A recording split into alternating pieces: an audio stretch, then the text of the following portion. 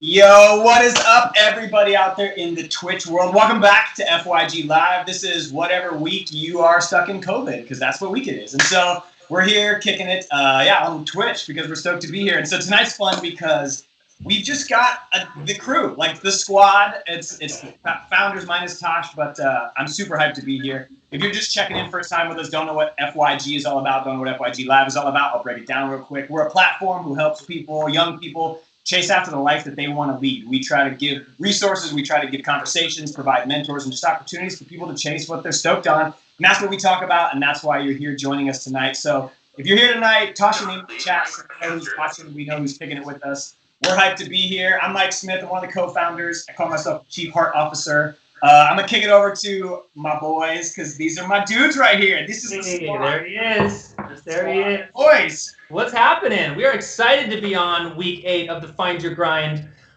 Twitch stream. What an awesome, cool thing we've done here. We're very excited to be on, and just another day. We do a lot of these. We see a lot of each other on the computer. Yes. So yeah. What's up, Dingo? Yeah, well, you can see that there's a box missing. There's a Find Your Grind box that's supposed to be my window, but I'm so used to sitting next to Nick. It came down to the production. I was like, no, I'm just going to sit next to you because I think we should have the Find Your Grind logo in there. Yeah, he purposely broke his laptop so that he could sit next to me. This is what happens all the time. Not much of a laptop guy, so sorry, guys and girls.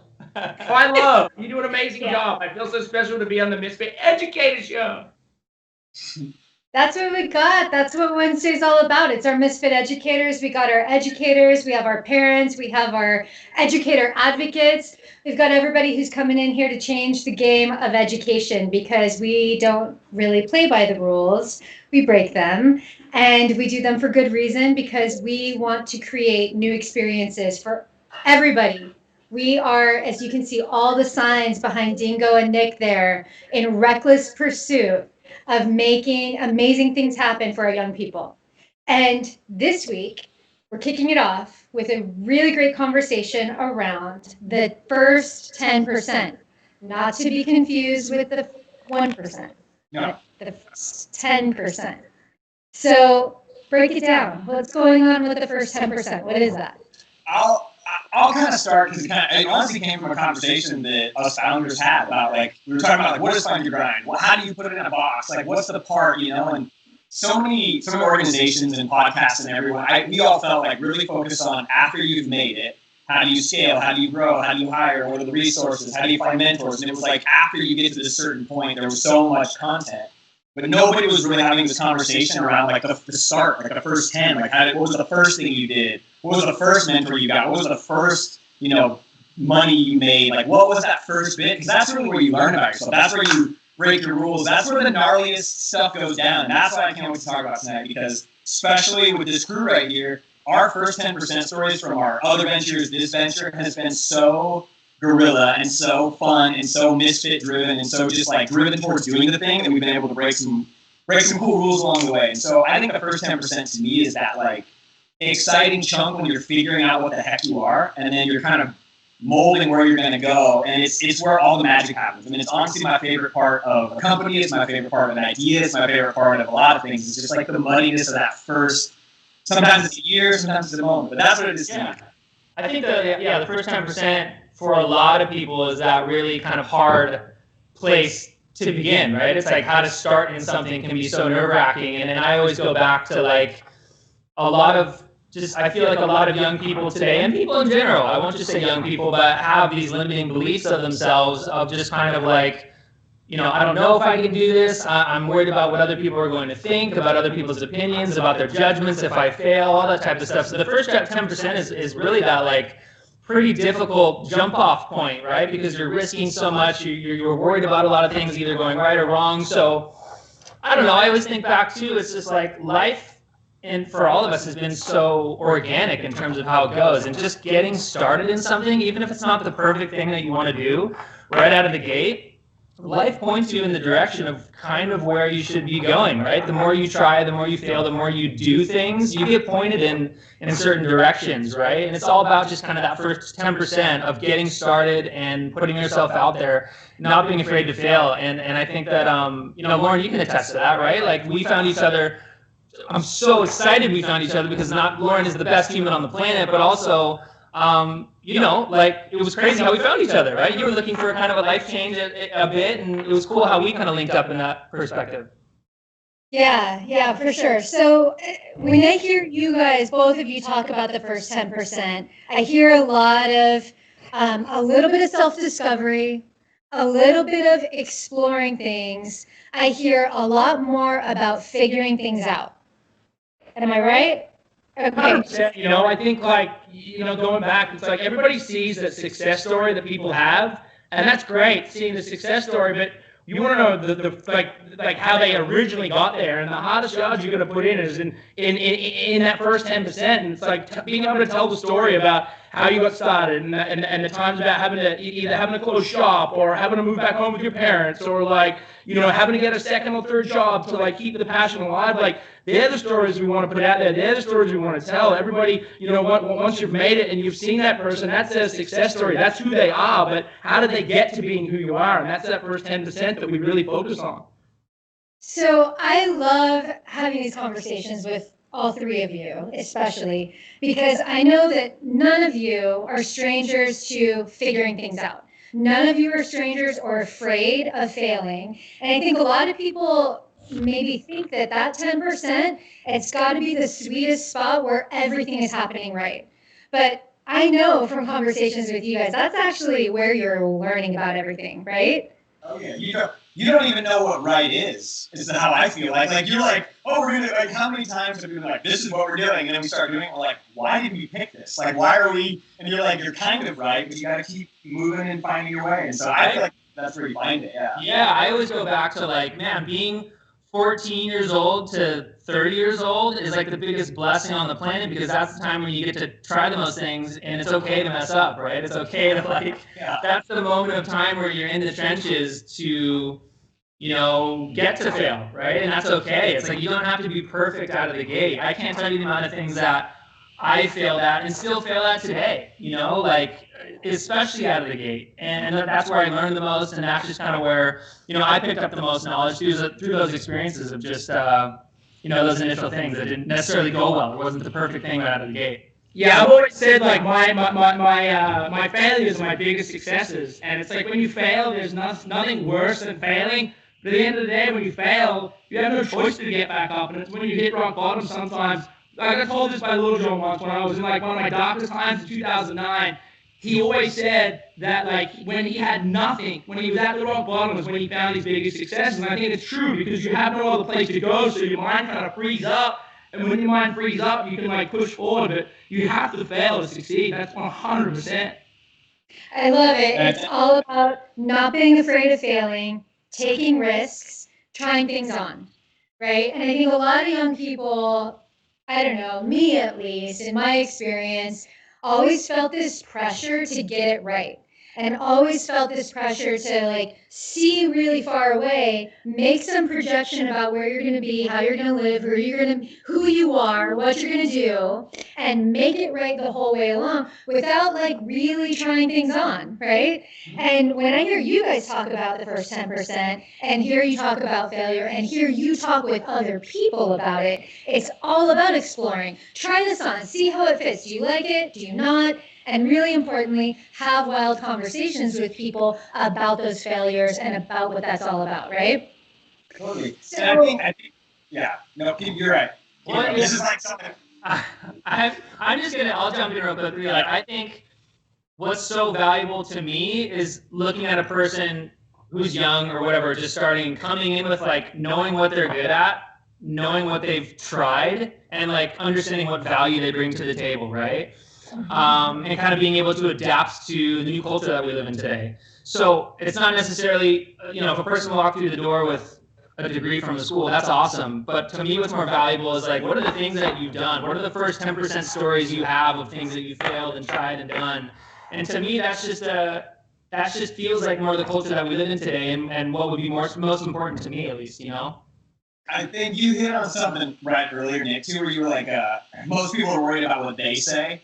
And we all talk with young people a lot. Like, that's part of the cool part about Finding Your Grind, is we get to have really intimate conversations with young people. And it's crazy how often they're worried about what they will think. And when you ask a kid, who's they? Like, I always say, tell me their name. Like, I want to know who they's name is. Yeah. And it's like one or two people from their past that they don't talk to anymore. Yeah. You're like, you know what I'm saying? It's like that person, your frenemy from high school that you're going to be better than. That's who they are, you know? And it's like, you can't let that person stop you, for God's sakes. Like, that person's who you're trying to prove wrong, so you've got to keep going. So many people just sit in the shower and win fake arguments with they all the time, and they don't do the thing. And I think that's why Find Your Grind is so sticky for people, is because it's like the find part. It's the try it on. It's like it was sort of this, and then it was this, and then it was that, and all of a sudden you're like getting skills, and you got battle scars, and now you're seasoned, and you're ready to go kind of responsibly handle the things that you're ready to handle. But like, I just think for us, it's been, you know, some first 10% stories are 10 years. I feel like in my nonprofit world, I'm still in my first 10%, but I feel like in other industries, I'm like, oh, I got this. This isn't even hard, you know? So it's not like you have it all figured out in one place and in another you don't. It's just, I love this conversation so much because I think Nick was 100% right. People get in their head and they're like, someone's telling me I can't. And it's like, you were telling you can't. You just said you couldn't. And like, that's who you got to beat. And so much of it is just like a conversation between your own ears. It really is. It just boils down to how you talk to yourself. Yeah, and we go back down to how many possibilities are out there today. That's why we do what we do at Find Your Grind, right? Is to show those possibilities and how these young people can fit into those. And it can be hard, right? Understanding what direction you want to go in when the world today has just like shaped so many more different types of things to get into and so many more, I don't know, ways to kind of, so it's cool. So something I really love about Find Your Grind and working with you all and being able to share really with the world about opportunities and options is it's rooted in our mentors and the ways that we are able to tell really amazing stories and have our mentors tell really amazing stories about how they got to where they are. Because the common misconception is you had that goal, you never lost track of it, and it was a straight and narrow path. But we know that's not the truth, right? So hearing these mentors like humanize the career trajectory, hearing these mentors actually say like, no, I got it wrong here, I got it wrong there, I failed here, I learned a lesson there, and guess what? I didn't do it all by myself. I had my posse, I had my network, I had my mentors, right? It's all about like learning about yourself through the context of, you know, these other stories. And it's what gets me so excited because a lot of career exploration content that's out there is very straight and narrow and kind of in a box. And you guys have created and really pushed for these stories, these real stories of real people telling about their journey and telling about those mistakes. And I would love to hear from you all, like, what are some of those magic moments in those mentor stories and what you've collected over the years?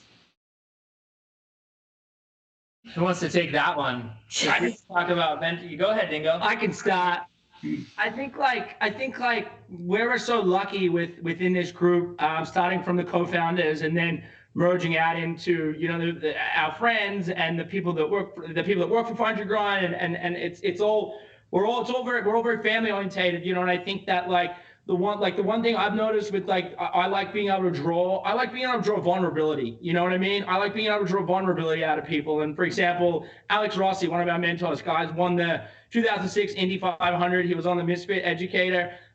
He's a down-to-earth guy, you know what I mean? But you look at his accomplishments, you look at what he's done, and you think, wow, that's like unattainable, unreachable. But once you hear Alex talk about Alex's story, and you realize that Alex is just another human that made sacrifice and made all these hard decisions and went after something, and he got it. And I like being able to tell that story of if you're a kid and the sacrifice means you've got to move states or move countries and give up your friends and give up your family life and give up these things that are very important to life, but you sacrifice that and you move on. And then look what happens. The guy literally sacrificed all this stuff, went and even raced F1, which is the top, and then lost his ride and thought his time was over, and then got given another ride, and then won, the Indy 500. It's an amazing story to tell, and I like that we're able to give those stories and put those stories into the classroom.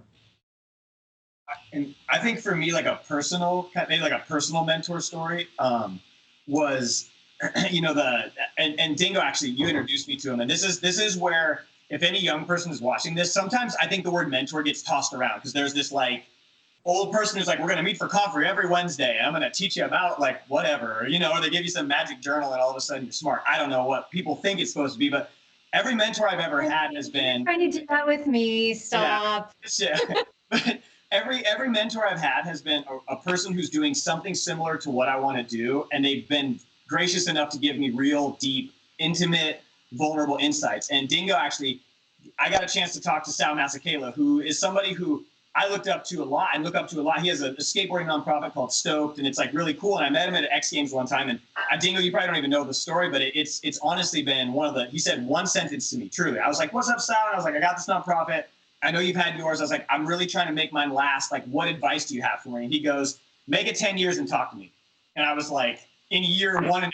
And I was like, okay, like make it 10 years. Come to find out, like, nonprofits don't last past 18 months. Like if you make it 10 years, you are going to be, it's all the reasons why he said it. And now I'm sitting here at 10 years and it's like, make it 10 years and you can call Sal again. Like I have this moment in my head. It's next year's X Games. Like I'm going to hit Sal and be like, yo, dude, I'm a decade in. Like I've been waiting 10 years for this advice. Like what's the next nugget? You know what I mean? But like, truly it was like a one sentence thing. I've had so many mentors and inspirational people, coaches who have, one coach one time told me, helping people happens when no one else is looking. And I built a whole speech off of that entire concept because a coach said it to me one time. And so you never know, like Dingo said, when you're vulnerable with another human who's farther down the road than you are in an area of life, when they offer you something back, you need to know that sometimes those things come might be one sentence, but there's so much depth in that one sentence. And I've had so many one sentence mentors who have changed my entire trajectory and put me down a different path. And so I'm big in mentors. It doesn't have to be awkward. It doesn't have to be weird. It doesn't have to take 6 months before like the golden moment happens. Like it really just takes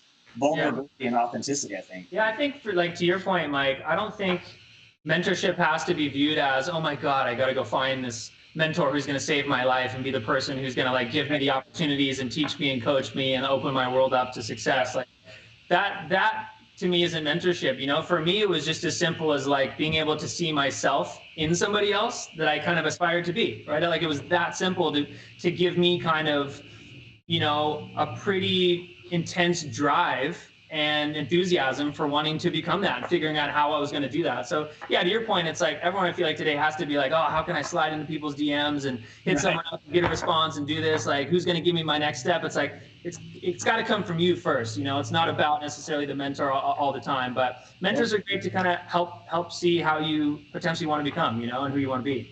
Absolutely.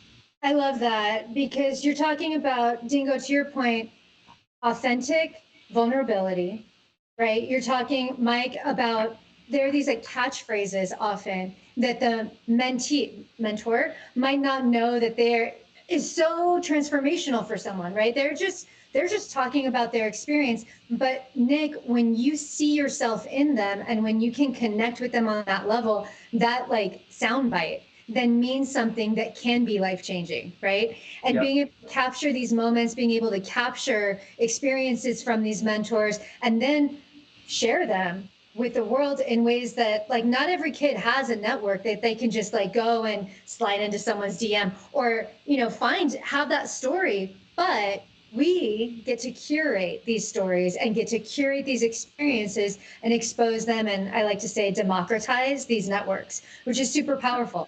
And Yeah.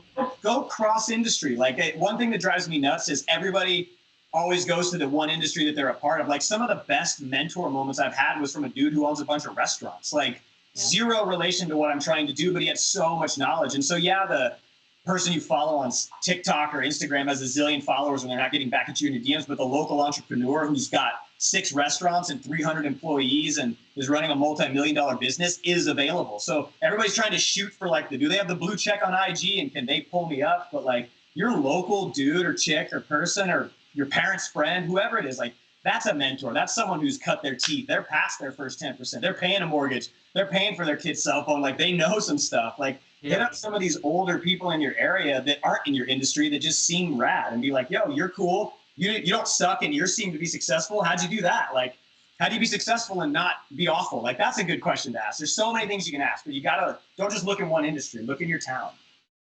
Yeah.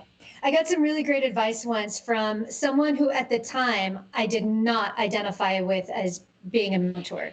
She was my boss at the time. And truth be told, I had to pretty contentious relationship with her, actually. Now that there has been time and space, I actually can reflect on some of those like sound bites. And one really important one was take the time to read something that is completely unrelated to things you think you would like or things you think you need to learn about. Like really just something totally unrelated.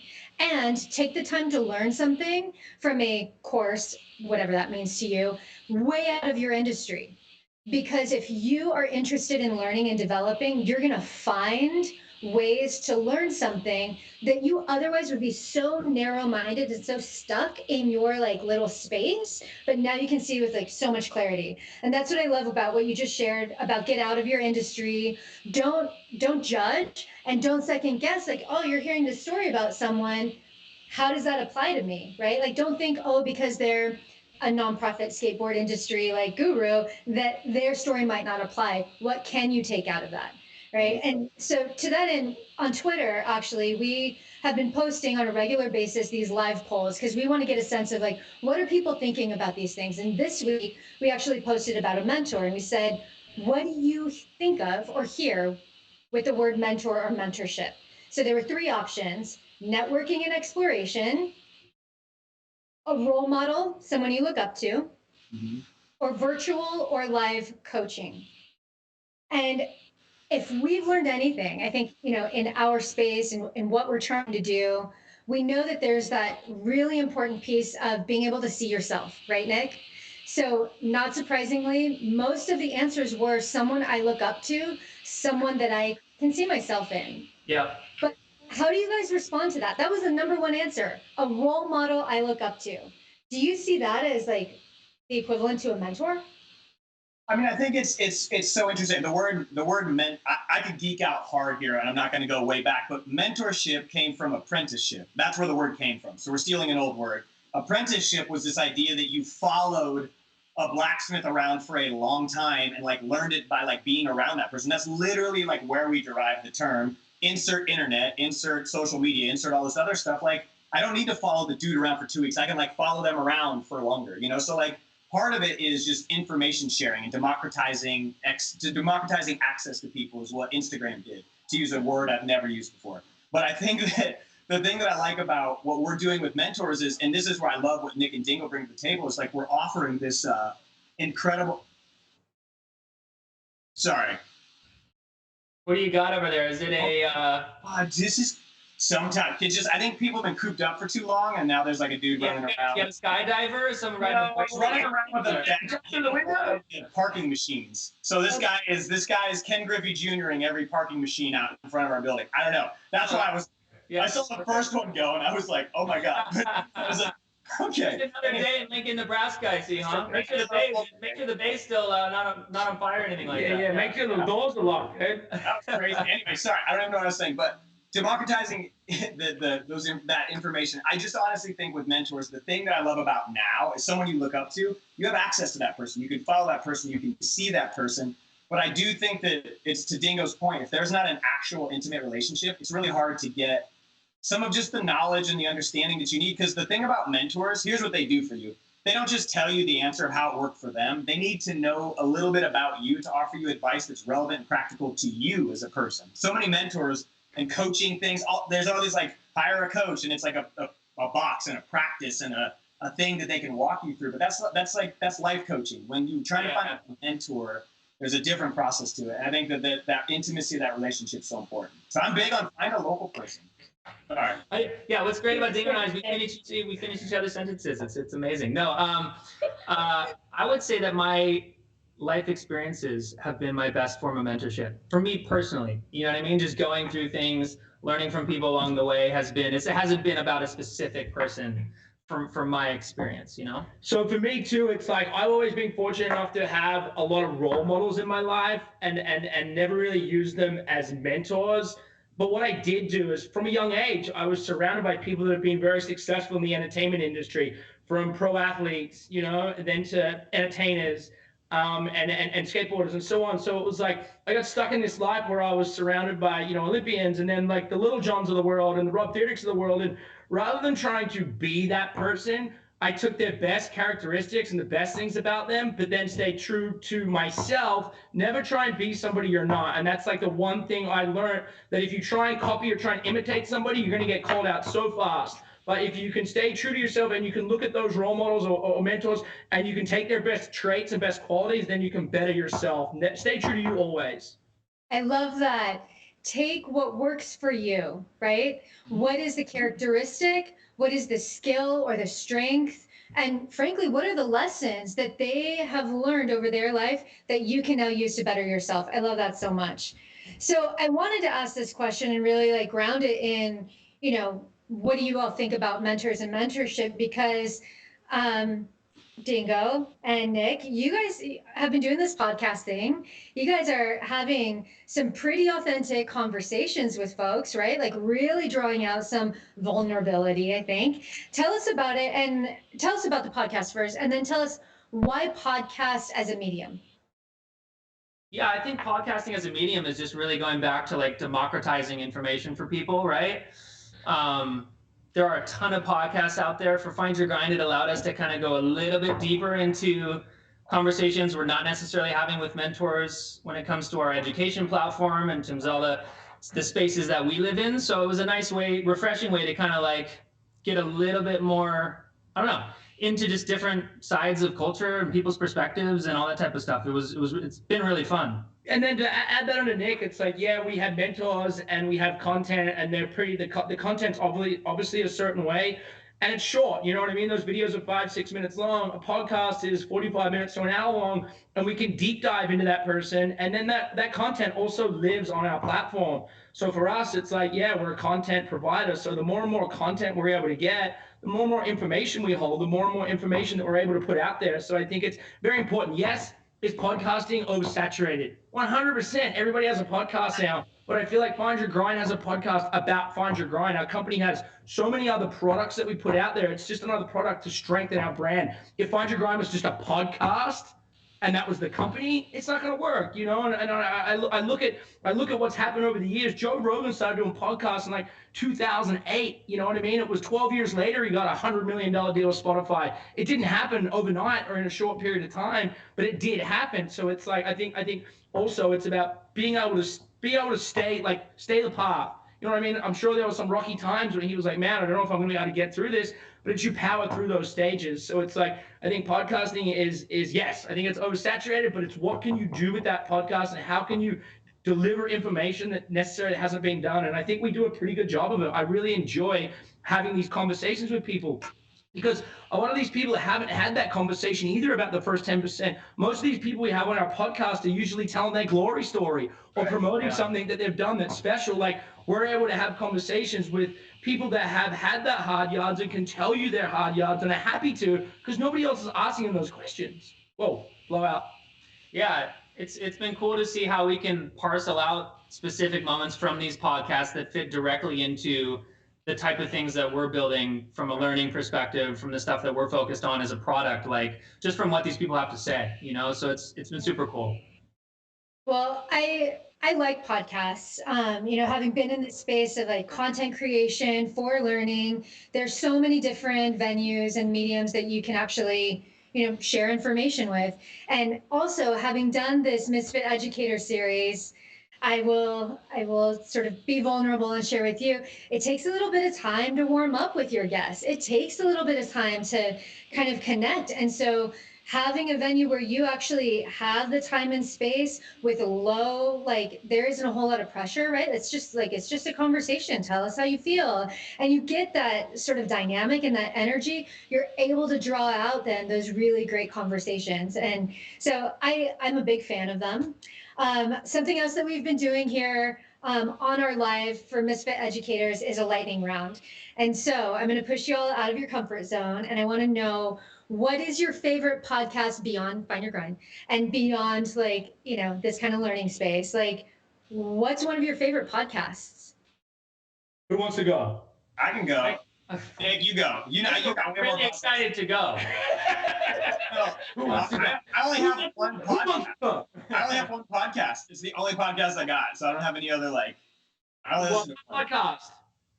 I'm using this time. I've been telling everybody, like, use this time, get better at a skill, like, go do something. So I picked up a camera and I'm trying to get better at, like, creating content. So I started listening to this podcast called Perspective Podcast. But the cool part about it is they actually film a lot of it and then they break down, like, logos and designs and, like, but, like, they break it down on their video podcast. And so there's probably, like me and 200 other people that are on this thing. Like, literally, like, there's the biggest views is, like, 300 people. But it's been so fascinating because I genuinely want to get better at something, and so I'm like eating it up. But it's called Perspective Podcast. The dude's pretty cool, but it's about design work.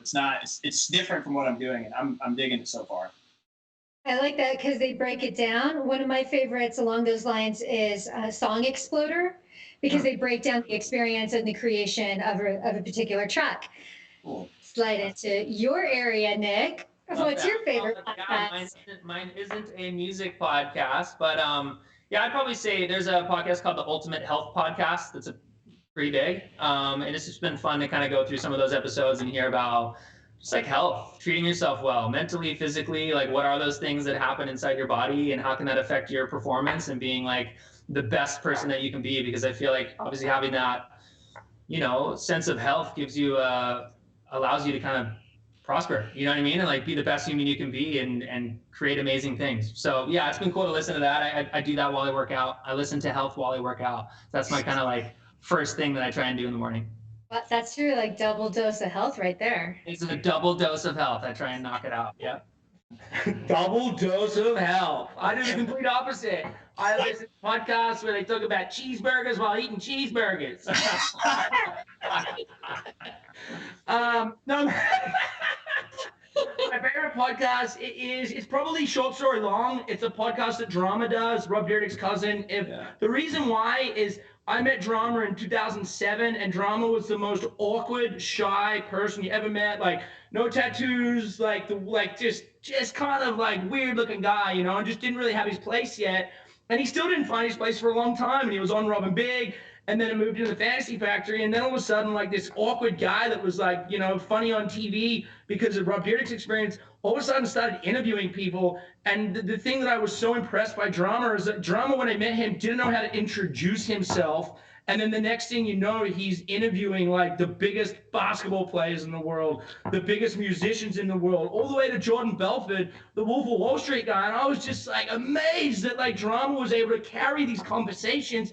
And again, like the vulnerability thing, like Drama was able to get these people to tell things that I've never told. And for the Jordan Belfort interview, it was like everyone's seen the Wolf of Wall Street movie that's based on Jordan Belfort. But what Drama did was like, oh, everybody's seen that. I'm going to interview Jordan Belfort about what he was like when he was a teenager. And to me, that was amazing because he took that first 10% and was like, wait, the whole world's heard Jordan Belfort's story. Let me flip it and let me talk about Jordan Belfort as a kid. And all of a sudden, it was this whole new story again. So Short Story Long, and then he also does a podcast called Group Chat with his business partner, D. Murphy. And again, it's just another way for me to get news outlet because if I watch CNN or Fox, it's a little mixed. And if I watch Vice or these other things, they're all a little too far one-sided, whereas Group Chat gives me the opinions and tells you stories I want to know about necessarily that might not be on the news. I love that curiosity piece. I'll share one other of my favorite podcasts. It's a little dark. It's My Favorite Murder.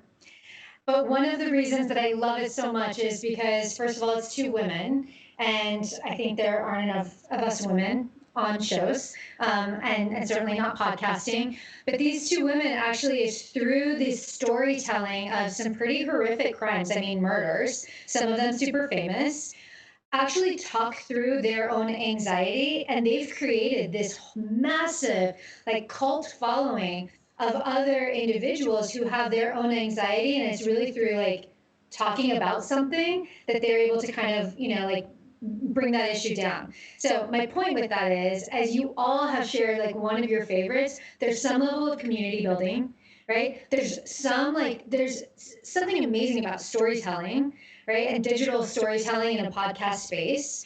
And I think that's, another piece of what we're trying to do here.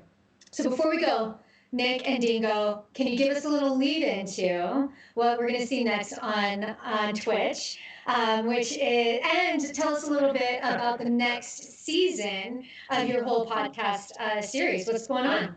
Yeah, I think what we're going to do is we're going to try and run through season 1 and just recap all of the best moments that we had on the first season of the Find Your Grind podcast and kind of talk about, those different episodes and what happened, and just kind of do a little 20-minute glance over the amazing season that we had in our inaugural season. And then we're going to launch season 2, episode 1. And our first guest is Travis Mills, who's a great friend of ours.